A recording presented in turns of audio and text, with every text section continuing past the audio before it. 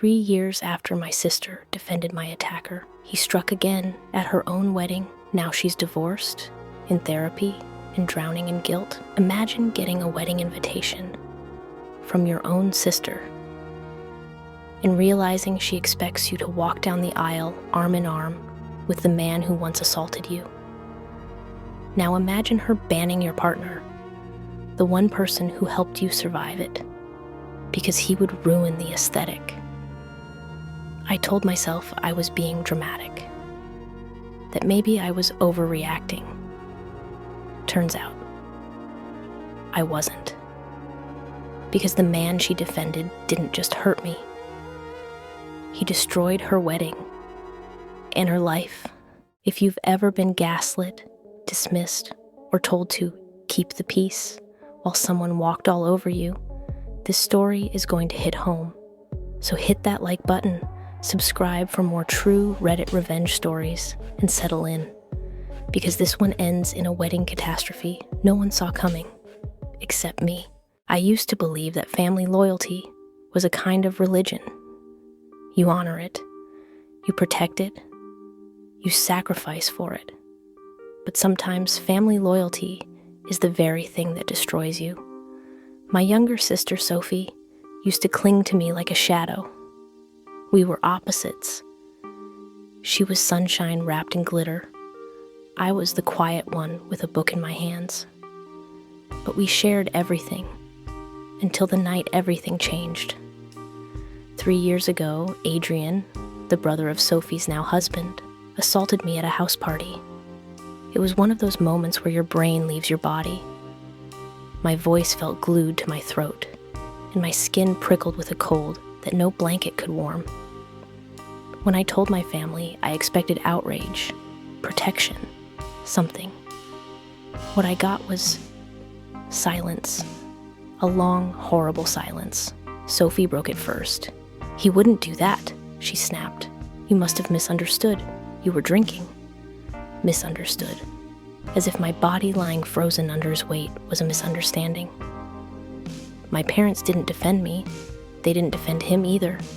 They simply urged me to move on and not make things worse. Only my brothers believed me. Instantly, fiercely, without question. But our house never felt the same after that. Fast forward 3 years. Sophie calls me out of the blue, her voice sugar sweet. "Elena, guess what? Ethan proposed." Ethan, Adrian's brother, the man who had laughed the night of the assault and said, "Don't be dramatic, she liked it." My stomach crawled into my throat. I congratulated her, because that's what you're supposed to do, right? You pretend everything's fine. You swallow your trauma. You smile. But then I got the wedding invitation, a thick envelope with gold foil and Sophie's handwriting looping across the front. When I opened it, a smaller card slid out. Bridesmaid walking partner, Adrian. My vision blurred. My hands shook. There was a buzzing in my ears like a swarm of bees. She expected me to walk down the aisle with the man who had assaulted me, touch him, smile for photos, pretend like nothing had happened. I called her instantly. "Sophie, what is this? Why him?" She sighed like I was exhausting her. "Elena, it's not a big deal. You're making this weird. And honestly, you should try to let this go. Let it go." As if trauma expires like spoiled milk. And then she said the sentence that broke something deep inside me. "And please don't bring Mark. He's not wedding appropriate. He gives off bad vibes." Mark. My partner of 8 years. The man who held me through nightmares. Who washed the blood off my shaking hands after panic attacks. Who made me feel safe again. Bad vibes. Because he refused to be polite to the man who destroyed me. Within hours, my parents called. "Elena, just keep the peace. It's Sophie's big day." My mother's voice quivered with that guilt-laced disappointment she'd perfected over the years. my father chimed in with, "We've all moved on. Why can't you?" Moved on? From what they never acknowledged? Meanwhile, my brothers were a storm. "You're not going," my eldest brother said. "Over my dead body do you stand next to that creep," the younger one added. But the pressure kept building. Relatives texted me, "Stop being dramatic. Don't ruin her day. She deserves happiness." The narrative shifted overnight. Sophie claimed I was jealous, that I didn't want her to be happy, that Mark had brainwashed me. And for the first time in years, I reached my breaking point. The night before the RSVP deadline, I couldn't sleep. I stared at the ceiling while Mark slept beside me, his hand resting over mine like an anchor. My heart thumped so hard it hurt. I realized something brutal. I'd spent years contorting myself to preserve a peace that never protected me. I was the designated scapegoat, the emotional punching bag, the keeper of everyone else's comfort. And I was done. In the morning, I sent a message to the family group chat. "I will not be attending the wedding. Please stop asking." Then I turned my phone off. I expected guilt. Maybe regret. What I didn't expect was vindication. Explosive, undeniable, public vindication. The wedding took place at a vineyard. Picture perfect, expensive, nauseatingly curated.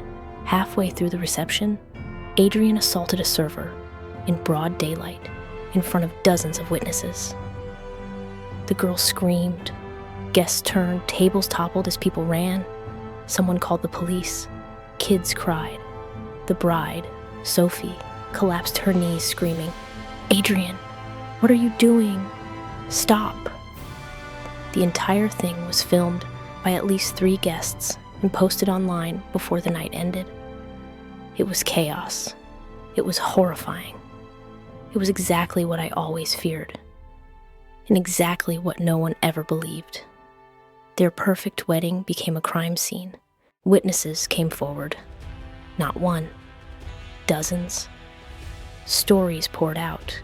Servers, ex-girlfriends, 2 coworkers, a babysitter, all describing the same man, the same predatory patterns, the same family denial. Police searched the brothers' apartment, and that's when they found them. Illicit photos of multiple women, including me. My stomach dropped when detectives told me. I felt violated all over again. But this time, the world saw it. There was proof, evidence, no more misunderstandings. Adrian eventually pled guilty and got probation. Not enough, but more than nothing. Meanwhile, Sophie spiraled. At first she defended the family, then she blamed me, then she blamed everyone else. But then, she found the evidence herself. She saw photos, messages, video clips, proof that both brothers had covered up multiple assaults, proof she had subconsciously known for years. Her fairy tale shattered. She filed for divorce, moved into our parents' basement, started therapy. And then she wrote me a letter. It was 8 pages long, written in shaky handwriting. She apologized, admitted she'd known the truth, admitted she wanted the fantasy more than the reality, admitted she chose a man's reputation over my safety. Her final line was, "I don't expect forgiveness, but I hope one day you'll talk to me again." I reread that sentence 5 times, and then I crafted my reply. "I'm glad you're seeking help. I wish you healing, but forgiveness is not required for me to move forward. I hope you can understand that. I didn't send anger. I didn't send love. I sent closure." And for the first time, it felt like enough. A year later, I married Mark in our backyard. String lights hung from the trees. My brothers grilled burgers. Our dog wore a bow tie. I walked down the aisle with my head held high, not with my attacker, not with guilt, not with trauma dragging behind me, but with the man who loved me back into myself. Only the people who stood by me were invited. No drama, no spectacle, no gold foil invitations masking a rotten core. Just peace. Finally, people think survival is about strength, about fighting, about being loud. But sometimes, survival is quiet. It's stepping away. It's refusing to set yourself on fire just to keep others warm. And sometimes, survival means burning a bridge that was never safe to cross in the first place. The revenge wasn't dramatic plotting. It wasn't sabotage. It wasn't retaliation. It was truth. The moment Adrian assaulted that server, every lie my family clung to went up in flames. The truth exploded in public, undeniable, humiliating for the people who enabled him. Sophie's perfect wedding disintegrated. Her marriage collapsed. Her illusions shattered. And the family who told me I was dramatic, they learned the hard way that denial doesn't protect you. It only delays the disaster. My revenge was simple. I walked away and let reality handle the rest. Some stories don't end with reconciliation. Some end with clarity. The realization that choosing yourself is not selfish. It's survival. And sometimes the most powerful revenge is letting people face the consequences they tried so hard to hide. If this story gave you chills, hit that like button and tell us in the comments. What's the biggest karmic downfall you've ever witnessed? And of course, subscribe for more emotionally charged Reddit revenge stories. Until next time, stay safe, stay strong, and never apologize for choosing yourself.